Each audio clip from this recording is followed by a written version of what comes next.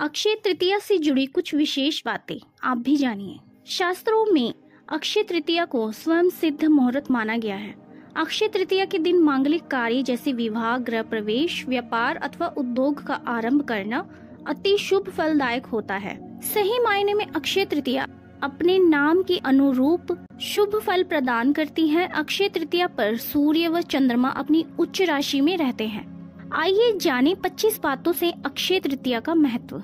नमस्कार दोस्तों, जय माता दी। वीडियो शुरू करने से पहले आप लोगों से एक छोटी सी रिक्वेस्ट है कि वीडियो को लाइक जरूर कर दें। अगर आप हमारे चैनल पर नए हैं, पहली बार आए हैं, तो चैनल को सब्सक्राइब किए बिना बिल्कुल न जाएं और कमेंट में जय माता दी लिखना बिल्कुल न भूलें। आपको हमारे इस चैनल पर ऐसे उपाय मिलेंगे जो और कहीं नहीं मिलेंगे, इसलिए वीडियो को पूरा देखें। तो चलिए वीडियो शुरू करते हैं। पहला, नया वाहन लेना या गृह प्रवेश करना, आभूषण खरीदना इत्यादि जैसे कार्यों के लिए तो लोग इस तिथि का विशेष उपयोग करते हैं। मान्यता है कि ये दिन सभी के जीवन में अच्छे भाग्य और सफलता को लाता है, इसलिए लोग जमीन जायदाद संबंधी कार्य, शेयर मार्केट में निवेश, रियल एस्टेट के सौदे या नया बिजनेस शुरू करने जैसे काम भी लोग इसी दिन करने की चाह रखते हैं। दूसरा, अक्षय तृतीया के विषय में मान्यता है कि इस दिन जो भी काम किया जाता है उसमें बरकत होती है, यानी इस दिन जो भी अच्छा काम करेंगे उसका फल कभी समाप्त नहीं होगा। अगर कोई बुरा काम करेंगे तो उस काम का परिणाम भी कई जन्मों तक पीछा नहीं छोड़ेगा। तीसरा, धरती पर देवताओं ने 24 रूपों में अवतार लिया था।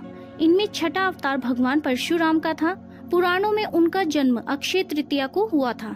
चौथा, इस दिन भगवान विष्णु के चरणों से धरती पर गंगा अवतरित हुई। सतयुग, द्वापर व त्रेता युग के प्रारंभ की गणना इस दिन से होती है। पांचवा, शास्त्रों की इस मान्यता को वर्तमान में व्यापारिक रूप दे दिया गया है, जिसके कारण अक्षय तृतीया के मूल उद्देश्य से हटकर लोग खरीदारी में लगे रहते हैं। वास्तव में ये वस्तु खरीदने का दिन नहीं है। वस्तु की खरीदारी में आपका संचित धन खर्च होता है। वैशाख के समान कोई मास नहीं है, सतयुग के समान कोई युग नहीं है, वेद के समान कोई शास्त्र नहीं है और गंगा जी के समान कोई तीर्थ नहीं है। उसी तरह अक्षय तृतीया के समान कोई तिथि नहीं है। सातवां, वैशाख मास की विशिष्टता इनमें आने वाली अक्षय तृतीया के कारण अशून्य हो जाती है। वैशाख मास की शुक्ल पक्ष तृतीया को मनाए जाने वाले इस पर्व का उल्लेख विष्णु धर्म सूत्र, मत्स्य पुराण, नारदीय पुराण तथा भविष्य पुराण आदि में मिलता है। आठवां, ये समय अपनी योग्यता को निखारने और अपनी क्षमता को बढ़ाने के लिए उत्तम है। नौवां, ये मुहूर्त अपने कर्मों को सही दिशा में प्रोत्साहित करने के लिए श्रेष्ठ माना जाता है। शायद यही मुख्य कारण है कि इस काल को दान इत्यादि के लिए सबसे अच्छा माना जाता है। 10वां, वैशाख मास के शुक्ल पक्ष की तृतीया को आखा तीज के रूप में मनाया जाता है। भारतीय जनमानस में ये अक्षय तीज के नाम से प्रसिद्ध है।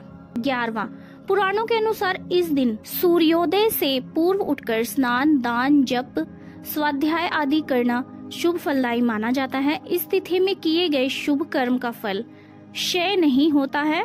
इसको सतयुग के आरंभ की तिथि भी माना जाता है, इसलिए इसे कृतयुग आदि तिथि भी कहते हैं। 12वां, यदि इस दिन रविवार हो तो वह सर्वाधिक शुभ और पुण्यदायी होने के साथ साथ अक्षय प्रभाव रखने वाली भी हो जाती है। 13वां, मत्स्य पुराण के अनुसार अक्षय तृतीया के दिन अक्षत, पुष्प, दीप आदि द्वारा भगवान विष्णु की आराधना करने से विष्णु भगवान की विशेष कृपा प्राप्त होती है तथा संतान भी अक्षय बनी रहती है। 14, दीन दुखियों की सेवा करना, वस्त्रादि का दान करना और शुभ कर्म की ओर अग्रसर रहते हुए मन वचन में अपने कर्म से अपने मनुष्य धर्म का पालन करना ही अक्षय तृतीया पर्व की सार्थकता है।